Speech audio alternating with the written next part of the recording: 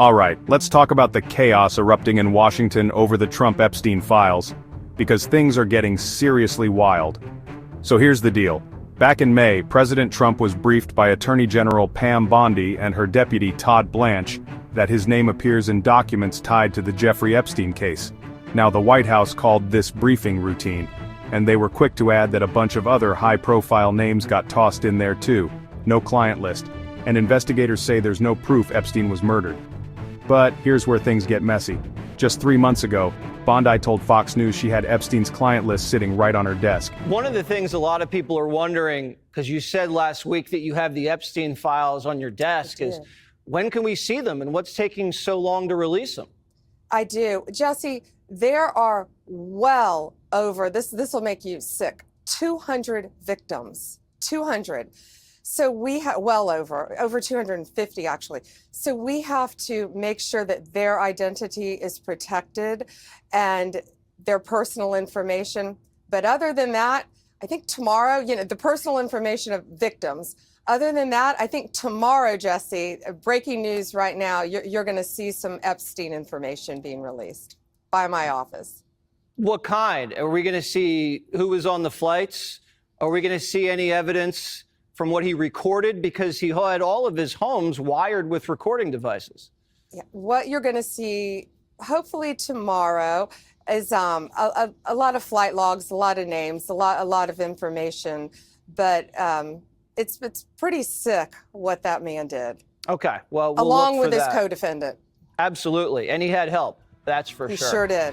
And despite campaign promises to release these files, the Trump administration has clammed up. Would you declassify JFK files? Yeah. Would I you, did a lot of it. Would you declassify the Epstein files? Yeah, I would. All right. I guess I would. I think that less so because, you don't know it. You don't want to affect people's lives if it's phony stuff in there because there's a lot of phony stuff with that whole world. But I think I would, or at least do you think that would restore trust? Help restore trust? Yeah, I don't know about Epstein so much as I do the others. Certainly about the way he died. It would be interesting to find out what happened there because that was a weird situation and the cameras didn't happen to be working, et cetera, et cetera. That's fueled accusations of a cover-up and made this story impossible to ignore. Now, Congress is in rebellion mode. A House Oversight Subcommittee voted 8-2 to subpoena the Justice Department for the Epstein files. What's wild is that 3 MAGA-aligned Republicans actually broke ranks and sided with Democrats, a rare public defiance of Trump and House Speaker Mike Johnson. And it doesn't stop there. House Oversight Chair James Comer has subpoenaed Ghislaine Maxwell, Epstein's infamous accomplice, who's currently serving a 20-year sentence. Even crazier? Trump's former personal lawyer Todd Blanche says he's visiting Maxwell in prison, today actually. People are freaking out, wondering if there's some back-channel influence happening, especially with Trump holding pardon power. Meanwhile, Trump's story keeps shifting. First, he seemed to deny knowing his name was in those files. Then he claimed the documents are fake, allegedly made up by Obama and Comey. The Attorney General briefed you on the DOJ and FBI review, the findings of that review. The Attorney General briefed you on that. What? On the DOJ and FBI on what? review. On what subject?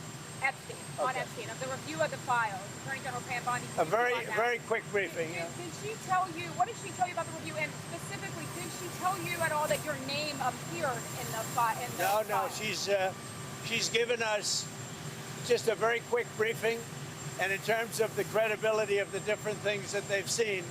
And I would say that, these files were made up by Comey, they were made up by Obama, they were made up by the Biden, we went through years of that with the Russia hoax, with all of the different things that we had to go through. We've gone through years of it, but she's handled it very well.